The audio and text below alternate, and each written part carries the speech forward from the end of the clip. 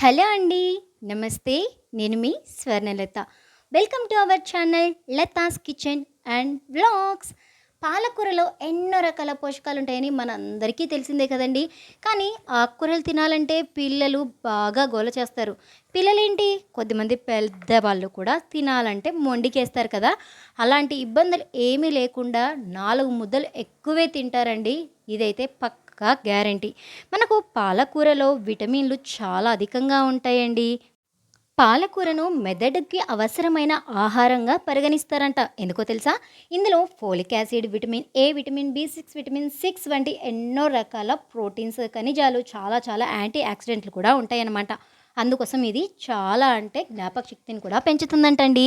So, process అయితే చూసేద్దామా? ముందుగా ఒక మిక్సీ జార్ తీసేసుకోండి.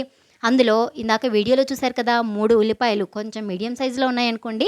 అవి ముక్కలుగా కట్ చేసి వేసుకోండి. ఆ తర్వాత వెల్లుల్లి, తల్లి చేయని మేలు వెల్లుల్లి చేసిద్దంట. అలాగే మనం వెల్లుల్లి కూడా ఒక 12 దాకా తీసుకున్నాం రెబ్బలు.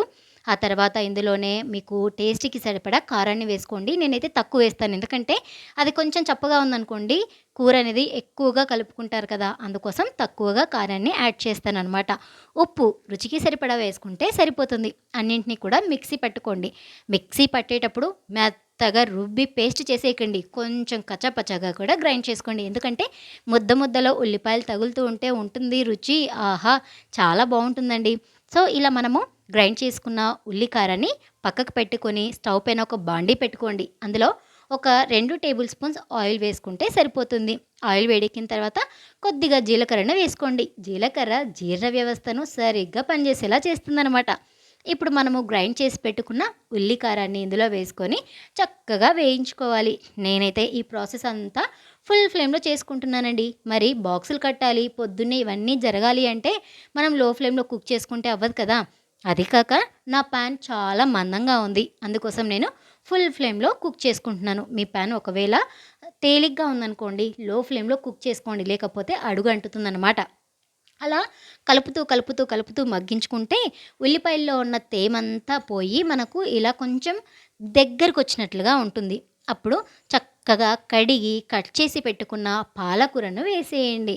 ఇలా పాలకూర నేనైతే 4 కట్టలు తీసుకున్నానండి. కొంచెం మీడియం సైజ్ కట్టలొస్తాయి కదా! పెద్దవి కాకుండా ఆ కట్టలు 4 పాలకూరలు వేసుకున్నాననమాట. ఈ పాలకూర వేసిన తర్వాత చక్కగా కలిపేసుకొని ఒకసారి మూత పెట్టుకొని మధ్య మధ్యలో కలుపుకుంటూ మగ్గించుకోవాలండి. చాలా ఈజీ కదా! ఎంత తొందరగా అయిపోతుందో అంతే టేస్టీగా ఉంటుంది. తప్పకుండా ట్రై చేయండి. మీరందరూ వీడియోలు చూస్తున్నారు కానీ ఎవ్వరు కూడా వీడియోకి ఒక లైక్ చేయట్లేదు. అలాగే ఈ రెసిపీ ఎలా ఉందో కామెంట్ చేయట్లేదు. అందుకోసం మన వీడియోలు రికమెండేషన్స్‌లోకి వెళ్ళట్లేదు. కాబట్టి తప్పకుండా వీడియో ఎవరైనా చూస్తే ఒక లైక్ చేయండి ప్లీజ్. ఇలా మనము మధ్య మధ్యలో కలుపుకుంటూ ఉండాలి. చూస్తున్నారా? పాలకూరలో కూడా తేమంతా పోయి కొంచెం దగ్గరకొచ్చింది.